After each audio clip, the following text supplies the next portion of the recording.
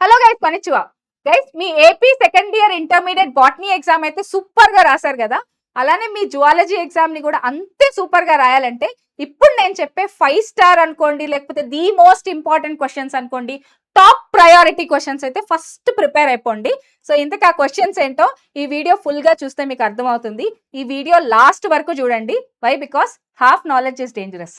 So guys, the most important questions of AP second year zoology, particular గా AP వాళ్ళకి 2 marks, 4 marks, 8 marks.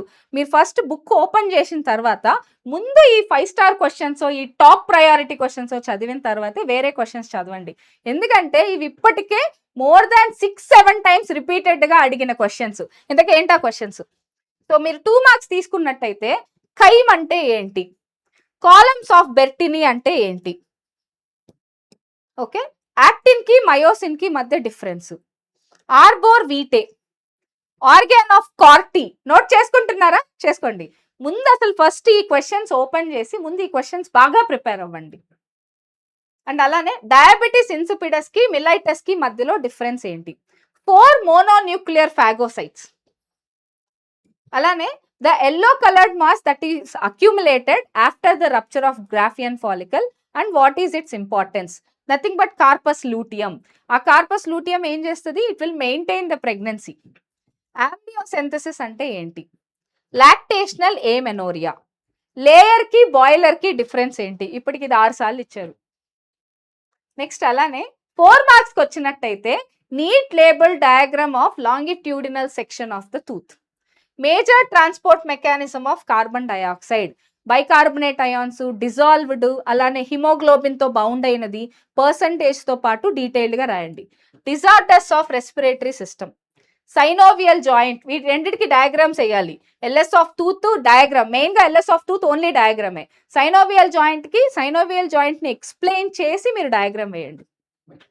Next coming to synaptic transmission. Synaptic transmission కి కూడా మీరు diagram వేయాలి.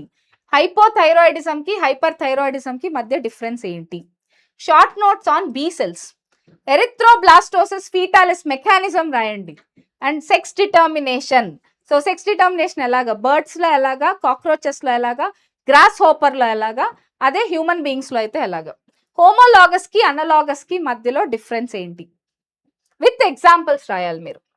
And next coming to Darwin theory of natural selection. ఇది కూడా చాలా సార్లు అడిగారు. Structure of insulin, A peptide, B peptide, C peptide, ఆ డయాగ్రామ్ తో పాటు వేయండి. And next coming to 8 marks. 8 marks లో the most prioritised top most questions ఇవన్నీ కూడా. Structure of heart, working of human heart, వీటన్నిటికీ డయాగ్రామ్స్ వేయాలి మీరు. స్ట్రక్చర్ ఆఫ్ హార్ట్ కి డయాగ్రామ్ వేయాలి, వర్కింగ్ ఆఫ్ హ్యూమన్ హార్ట్ కి డయాగ్రామ్ వేయాలి. స్ట్రక్చర్ ఆఫ్ హార్ట్ కి అయితే ఎక్స్టర్నల్ స్ట్రక్చర్, ఇంటర్నల్ స్ట్రక్చర్ రెండు నేర్చుకోండి. వర్కింగ్ ఆఫ్ హార్ట్ కి ఇంటర్నల్ స్ట్రక్చర్, కండక్టింగ్ సిస్టమ్, ఈ రెండు డయాగ్రామ్స్ వేయాల్సి వస్తుంది. ఫిజియాలజీ ఆఫ్ యూరిన్ ఫార్మేషన్ కి నెఫ్రాన్ డయాగ్రామ్ వేయాలి. అలానే నెఫ్రాన్ డయాగ్రామ్ తో పాటు కౌంటర్ కరెంట్ మెకానిజం కూడా రాయాలి with diagram. Next coming to female reproductive system with neat labelled diagram. Male reproductive system కి కూడా విత్ నీట్ లేబుల్డ్ డయాగ్రామ్ వేయాలి. వీటితో పాటు multiple alleles, criss cross inheritance.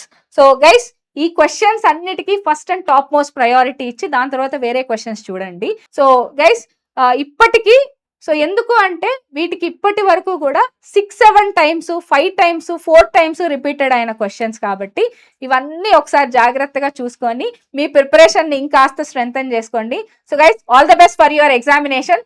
Thank you.